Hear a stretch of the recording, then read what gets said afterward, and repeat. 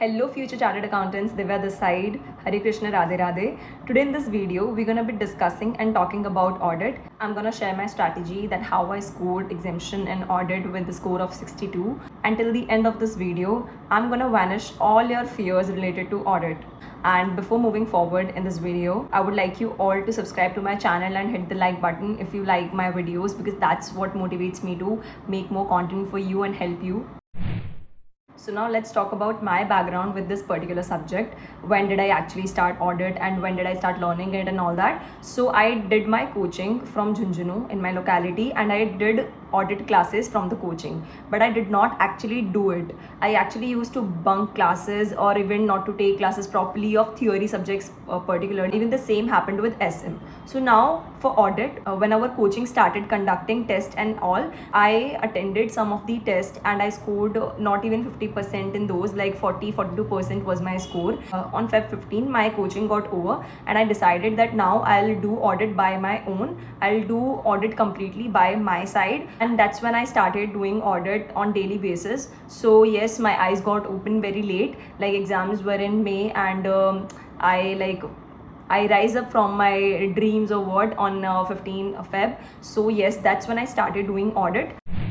So let's talk about the teachers I chose for studying audit and learning it. So when I started audit in mid-Feb, I did the chapters which I've already learned in coaching. Like I have learned the chapter number 1, 2, 10, all these, some of these chapters in coaching. So I try to revise all of them, or you could considerably say that I first time learned it, not that I have learned them before. That was the first time I learned it. And so yes, now then for the other chapters which I've never done in coaching, because I was on bunk or sometimes I'm not studying in the class, I'm sleeping or what, so then I started taking classes of Shubham Keshwani sir, not as a paid classes, but the revision lectures he post on YouTube. So you can just search on YouTube particular essay and then search Shubham Keshwani, so the video will pop up and you can just watch it out.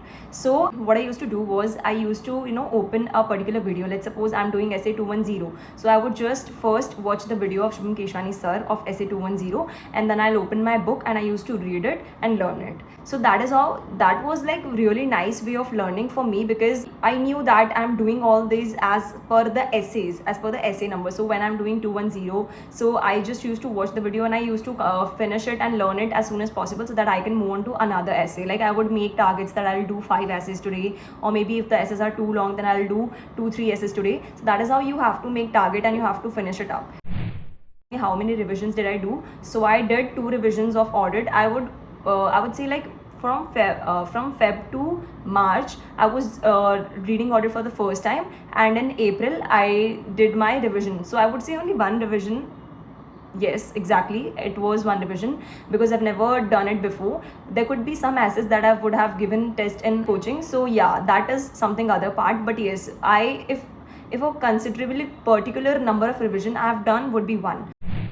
And now some of the mistakes that major number of students do. First one is they leave the chapter number 5 and 9.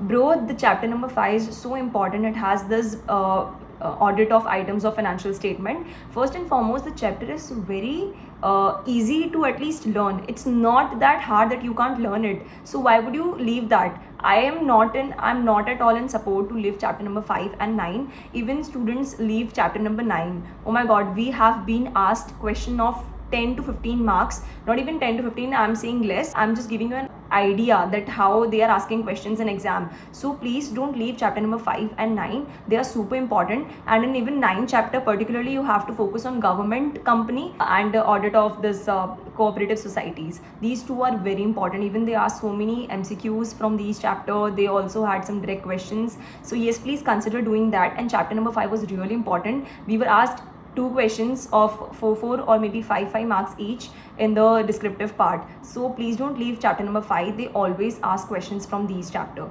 And doing chapter number 5 has a plus point as well, which is that in interviews, articleship interviews also, they ask so many questions from chapter number 5. So chapter number 5 is basically the basics of audit. So you can't just leave this chapter. So consider doing that for sure.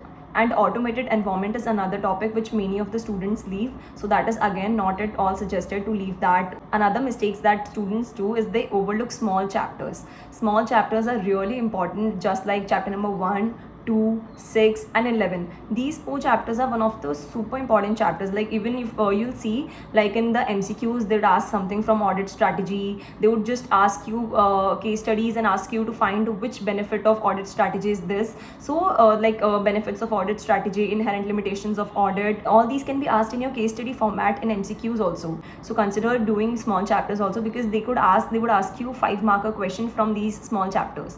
So please don't leave it. This same happened in law in May 2025, that they asked 15 marks of question from the chapter registration of charges, which students preferred to leave because it's too small, that what would they ask in that chapter.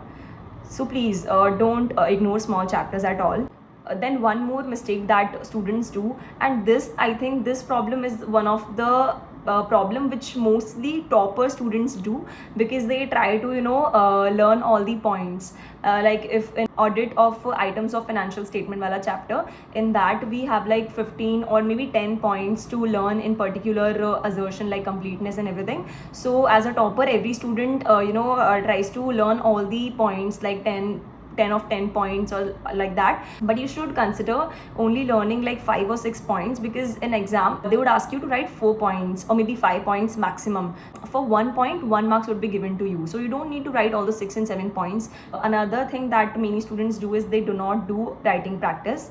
I think for audit, I would say for audit, I took test series. Like audit was something which I was afraid of very much. So for audit, I even took test series. And if I'm reading chapter number 1 and 2, then I don't used to do it for a particular chapters. I would do it for like I've read 3 chapters in 3 days. So now I'm gonna do what? I'm gonna, on the 4th day, I'm gonna give a test, or maybe on the 3rd day only, I would give a test of these 3 chapters. Like I would pick the questions from RTPs, because they give the questions in like proper format, so that would be easy for you to even take out the questions, and I would just write them and solve it.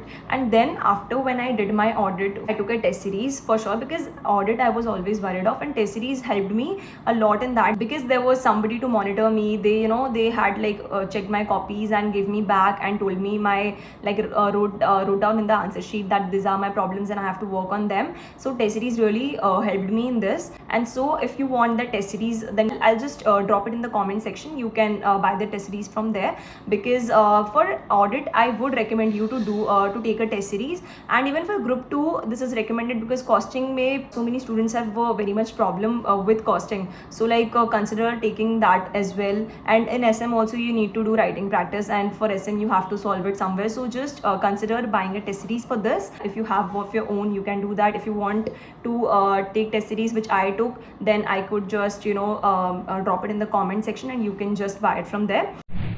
Now let's talk about 1.5 day strategy which you need to follow during your exams, because students in this period are really worried about the 1.5 day strategy. So let me clear it for you, that on 1.5 day, like just after you came back from giving your costing exam, you just literally have to sit. Like you can take 1-2 hours of break, or you can just sleep, and then you have to wake up and just do the small chapters of audit. That would be really helpful for you. Like try to do 1st, 2nd, 6th and 11th chapter, and even half of the 10th chapter on that day, on 0.5 day, okay, just after you gave your exams of costing. So bank audit is optional, that you can, if you couldn't do the 0.5 of the chapter on that day, then you can do it on the other day. But yes, try to do all these four of these small chapters, that is 1, 2, 6 and 11, okay.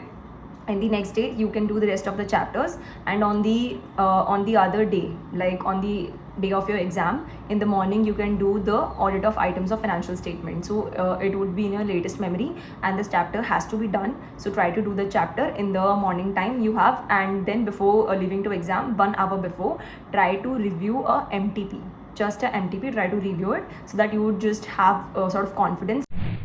And when you sit at the time of your exam, just be so confident, chant the name of your favorite god, and just give your exam. And for that, in that also, you what I used to do, I can tell you, in the 3 hours, finish the descriptive part of the question paper, and then in the last 1 hour, even if my descriptive part of question is pending, for like one question is pending or two questions is pending, I would rather I would first complete my MCQs, then only I used to go back to the descriptive part.